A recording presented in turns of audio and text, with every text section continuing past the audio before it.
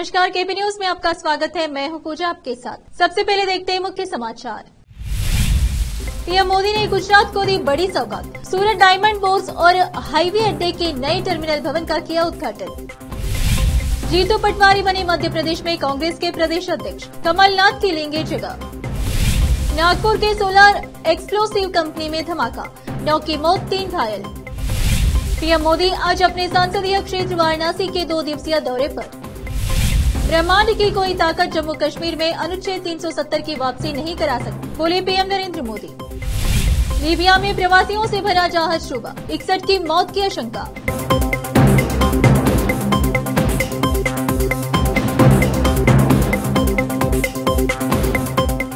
अब समाचार विस्तार से। आज भालकी बीदर मुख्य मार्ग पर नौबाद रिंग रोड के पास जय भारत माता सेवा समिति के राष्ट्रीय संस्थापक अध्यक्ष परम पूज्य श्री हवा मल्लीनाथ महाराज निर्गुड़ी अप्पा जी के स्नेहमयी हाथों से निरंतर चलने वाली प्रसाद सेवा दी जा रही है। इस अवसर पर हजारों श्रद्धालुओं को दर्शन के साथ मीठा गन्ने का दूध वितरण किया गया। कैमरामैन संतोष का कवरेज। कुतबुल्लापुर सर्वे नंबर 342, 307, 329 राजस्व विभाग आरटीओ और कुतबुल्लापुर जीएचएमसी एमआरओ सरकारी जमीन पर नाजायज कब्जा किए गए। 350 घर को राजस्व विभाग ने पुलिस के निगरानी में डेमोलिशन किया गया, लेकिन वहां के आवाम का ये कहना है सरकार गरीब आवाम को परेशान करना कहां तक सही है। लैंड ग्रैबर्स को कब्जा करने के लिए मौका दिया जाता है और गरीबों को परेशान किया जाता है, क्या ये सही है? तेलंगाना के सीएम रेवंत रेड्डी से अपील की है, इस पर जल्द कार्रवाई करने को कहा और गरीब आवाम के साथ इंसाफ किया जाए। कुतबुल्लापुर से संवाददाता निजाम की रिपोर्ट। బయటికి పోలీసులు ఆడ పోలీసులు గుంజుతున్నారు। మేము ఎట్ట బతకాలి? ఎన్ని 3 సంవత్సరాలు 4 సంవత్సరాలు ఈ బాధ ఎంత ఆగపడేవండి మేము। పిల్లల తల్లులు పసి పిల్లల్ని వేసుకొని ఉంటున్నా కూడా కనికరించట్లేదు। పోలీసులకి ఏం కొడుతున్నారు? ఆడపిల్లలు కూడా కొడుతున్నారు। ఆడపిల్లలని చూడకుండా పోలీసులు కొడుతున్నారు। ఇది న్యాయమేనా? మేము ఎలా బతకాలి? రాయి రెప్ప కొట్టుకొని బతుకుతున్నామే। పాల కూడ పెట్టుకొని ఈ రకంగా కొట్టుకుంటే అవి కూల కొట్టారు, తినటానికి కూడా లేకుండా చేశారే। ఎట్ట బతకాలి మేము? ఆపరేషన్ చేసుకున్న పిల్లలు కూడా దొబ్బేస్తున్నారు। పగిలిపోయి చచ్చిపోతే ఎవరికి? నాది కడుపు పోయిద్దా? ఎవరు కడుపు అన్న బాధిద్దా? నా పిల్ల తల్లాడుతుంది। ఏంటి పరిస్థితి? బాధపడుతున్నాము। పిల్లలు పెట్టుకొని ఉంటే 3 ఆడపిల్లలు, మా పిల్లలు లాటితో కొట్టిరు। మా తుప్పలు పట్టి బయటికి గుంజేసి మొత్తం పోలీసు వాళ్ళే సామాను వండుకొని తిన్న బియ్యం కాడికెళ్ళి, నూనె డబ్బాల కాడికెళ్ళి, బట్టలు మొత్తం అన్ననే పెట్టేసారు। నువ్వు సామాన్ తీస్తామని సామాన్ గిట్ట బయటికి ఇదేలేరా, గుంజుకొచ్చి బయటికి వేసి అన్ని నాశనం చేసిరు। మళ్ళీ మాకు పండుకునే బట్టలు కూడా తీసుకుంటామంటే అవి కూడా తీసుకొని ఇవ్వలేరు। మా పిల్లలు కొట్టిరు, నన్ను తుప్పలు పట్టి గుంజిరు। మా పిల్లగాడు కింద ఆయన పిల్లని తీసుకొస్తే లాడుతాను కొడితే పిల్లని కాలింత రామాచింది। చిన్న పిల్లలు పడుకున్న పిల్లలు బయటకి ఇడిచిపడేసారు। వాళ్ళు కనికరంగానే చూపెట్టలేరు, ఎవరికి ఆడపిల్లలు ఉంటారని కూడా ఇడిచిపెట్టలేరు మమ్మల్ని। బయటికి గుంజి మళ్ళీ అట్నే వేసిరు। ప్రతి ఒక్కరిని టాటర్ అడ్డం పెడితే టాటర్ మొత్తం పైన 3 సార్లు పల్టీలు వేసిరు। చేసి పైన పోలీసులు కలిసి అన్ని తుక్కు వేసిరు। ఏ సామాన్ లేవు, వండుకొని తిందామన్నా కానీ ఒక గిన్నె లేదు మాకు। అన్ని నచ్చికి చేసిరు, మాకు న్యాయం జరగాలి। प्रधानमंत्री नरेंद्र मोदी ने गुजरात को 2 बड़ी सौगात दी है। पीएम मोदी ने रविवार को सूरत हाईवे अड्डे के नए टर्मिनल भवन और सूरत डायमंड बोर्स का उद्घाटन किया। सूरत डायमंड बोर्स का उद्घाटन करने से पहले पीएम मोदी ने रोड शो किया। इस दौरान भारी संख्या में लोग खड़े दिखे। सूरत डायमंड बोर्स अंतर्राष्ट्रीय हीरे तथा आभूषण कारोबार के लिए दुनिया का सबसे बड़ा एवं आधुनिक केंद्र होगा।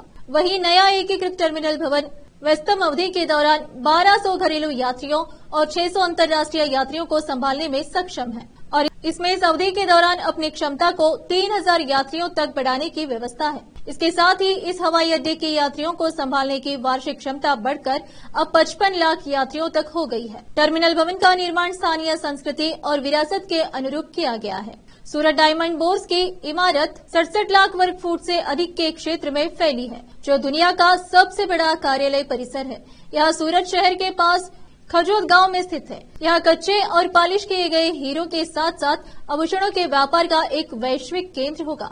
इसमें आयात और निर्यात के लिए एक अत्याधुनिक सीमा शुल्क निकासी गृह, खुदारा, आभूषण व्यवसाय के लिए आभूषण मॉल, अंतर्राष्ट्रीय बैंकिंग और सुरक्षित तिजोरी जैसी सुविधाएं होंगी। कांग्रेस ने पूर्व मंत्री जीतू पटवारी को अपनी मध्य प्रदेश इकाई का नया अध्यक्ष नियुक्त किया है। उमंग सिंगार विधायक दल के नेता बनाए गए हैं। हेमंत काटरे को उपनेता बनाया गया है। जीतू पटवारी पूर्व मुख्यमंत्री कमलनाथ की जगह लेंगे। वहीं कांग्रेस ने चरणदास महंत को तत्काल प्रभाव से छत्तीसगढ़ के सीएलपी नेता के रूप में नियुक्त किया। दीपक बैद छत्तीसगढ़ प्रदेश कांग्रेस कमेटी के अध्यक्ष बने रहेंगे।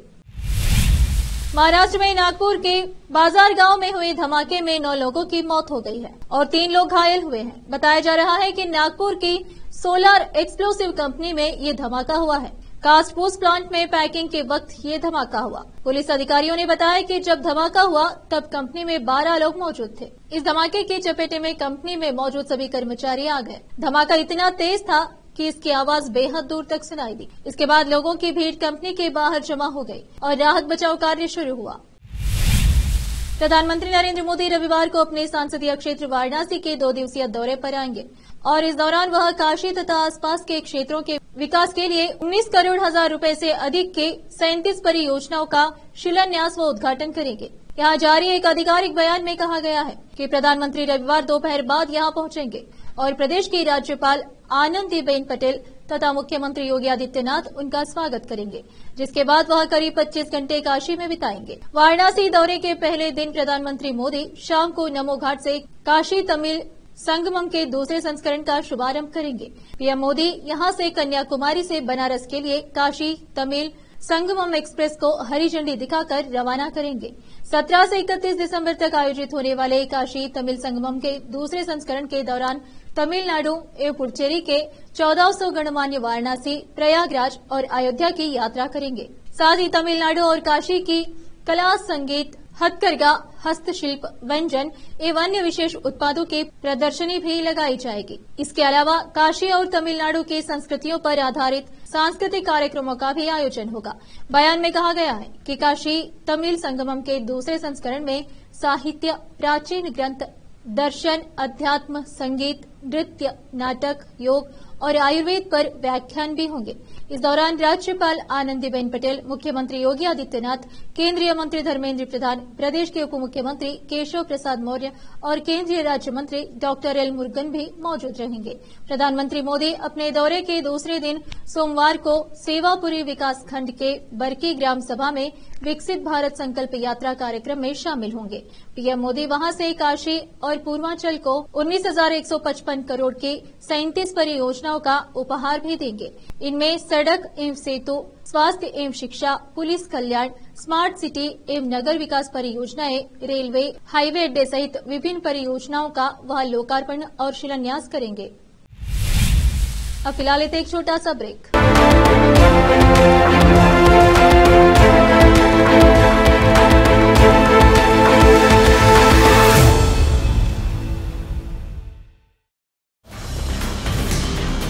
हिंदुस्तान के हर कोने में हम हैं मौजूद। 24 घंटे हालात पर गहरी नजर, खबरों से जुड़े चुपते सवालात और आपको दिखाता है धार्मिक, सामाजिक, राजनीतिक, लोकल और इंटरनेशनल न्यूज की सबसे बेहतर कवरेज, जो आपको रखती है हर पल बाखबर। देश और दुनिया भर की खबर के लिए देखते रहें केपी न्यूज 24/7।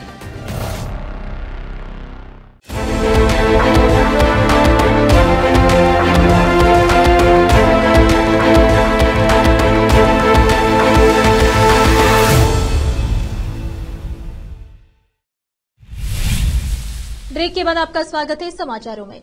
जम्मू कश्मीर से अनुच्छेद 370 को निरस्त किए जाने के केंद्र सरकार के फैसले पर अब सुप्रीम कोर्ट ने भी मुहर लगा दी है। इसके बाद विपक्षी दलों सहित कश्मीर की पार्टियों ने अनुच्छेद 370 की वापसी के लिए लंबी लड़ाई लड़ने की बात की है। इस मुद्दे पर सीधे तौर पर प्रधानमंत्री नरेंद्र मोदी ने अभी तक कुछ नहीं कहा था। अब उन्होंने बड़ी टिप्पणी करते हुए कहा है कि ब्रह्मांड की कोई ताकत जम्मू कश्मीर में अनुच्छेद 370 की वापसी नहीं कर सकती। एक अखबार को दिए विशेष साक्षात्कार में पीएम मोदी ने कहा कि जम्मू कश्मीर से अनुच्छेद 370 को निरस्त किए जाने के फैसले का उपयोग सकारात्मक तरीके से करेंगे। पीएम मोदी ने कहा, ब्रह्मांड की कोई ताकत अब 370 की वापसी नहीं करा सकती है, लिहाजा अब इसे सकारात्मक काम में उपयोग करेंगे। इसके अलावा पीएम मोदी ने संसद में हुई घटना को भी चिंताजनक करार दिया और इसके तह तक जाकर जांच की बात की है। प्रधानमंत्री ने कहा है कि संसद में जो घटना हुई उसकी गंभीरता को जरा भी कम नहीं देखना चाहिए, इसीलिए लोकसभा अध्यक्ष ने पूरी गंभीरता के साथ आवश्यक कदम उठाया है। जांच एजेंसी सख्ती से जांच कर रही है। इसके पीछे कौन से तत्व हैं, क्या मसुम्बे हैं, इसकी गहराई में जाना भी उतना ही जरूरी है। विपक्ष को नसीहत देते हुए उन्होंने कहा, एक मन से समाधान के रास्ते भी खोजने चाहिए। ऐसे विषयों पर वाद विवाद या प्रतिरोध से सभी को बचना चाहिए।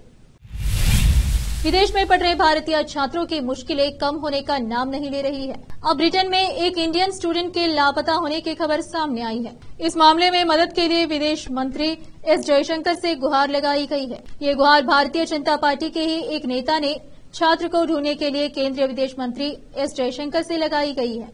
उन्होंने सोशल मीडिया के जरिए मदद की अपील की है। पता चला है कि छात्र पूर्वी लंदन से 15 दिसंबर से लापता है।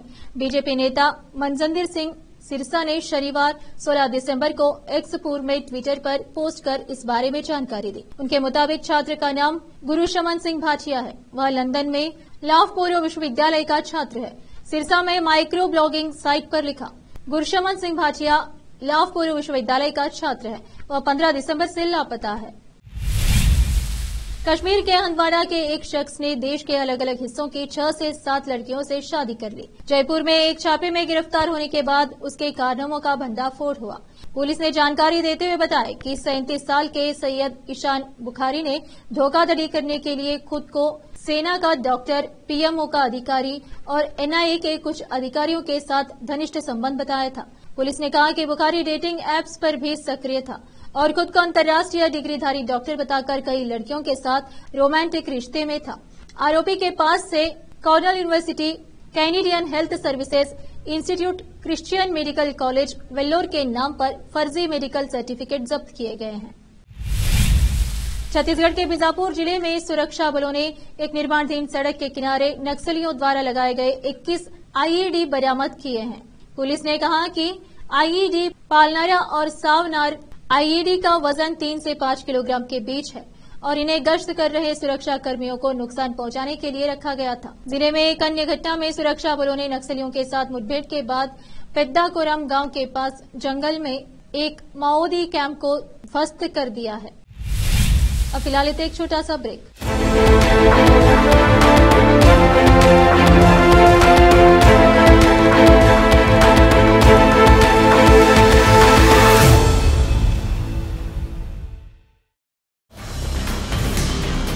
हिंदुस्तान के हर कोने में हम हैं मौजूद। 24 घंटे हालात पर गहरी नजर, खबरों से जुड़े चुपते सवालात और आपको दिखाता है धार्मिक, सामाजिक, राजनीतिक, लोकल और इंटरनेशनल न्यूज की सबसे बेहतर कवरेज जो आपको रखती है हर पल बाखबर। देश और दुनिया भर की खबर के लिए देखते रहें केपी न्यूज 24/7।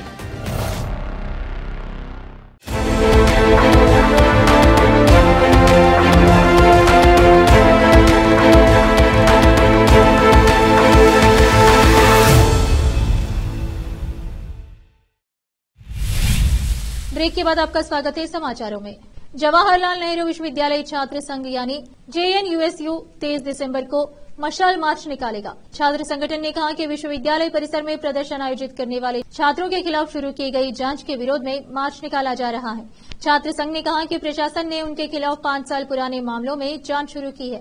कई अन्य छात्र संघों ने मैनुअल को तानाशाहीपूर्ण और छात्र विरोधी बताते हुए इसे वापस लेने की मांग की है। लीबिया के समुद्री तट पर एक दर्दनाक हादसा हुआ है। मिल रही जानकारी के अनुसार यहां प्रवासियों से भरा इस जहाज में 80 से ज्यादा लोग सवार थे, जिनमें महिलाएं और बच्चे भी शामिल थे।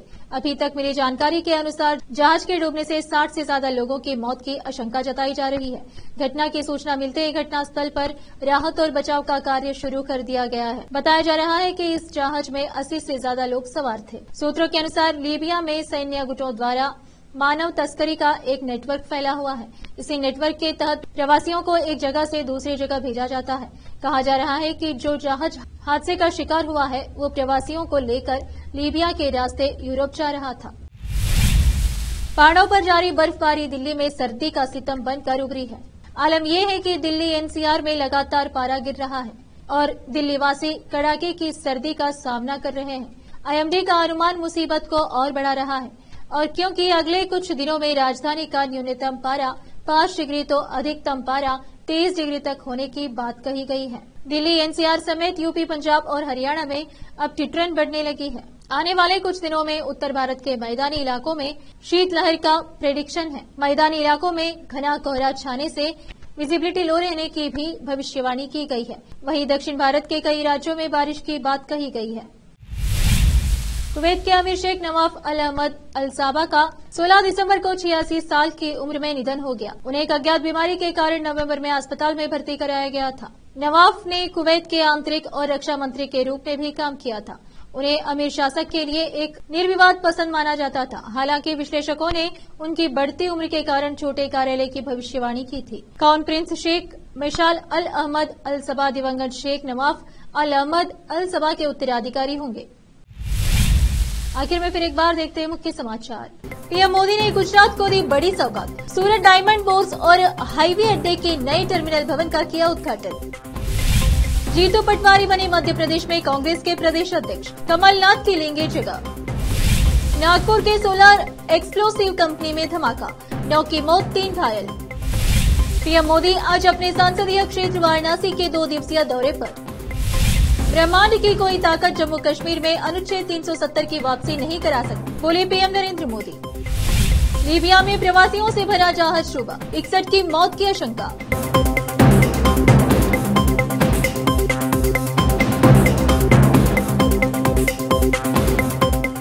देश और दुनिया की ताजा खबरों के लिए देखते रहिए आपका अपना चैनल केपी न्यूज 24/7। धन्यवाद।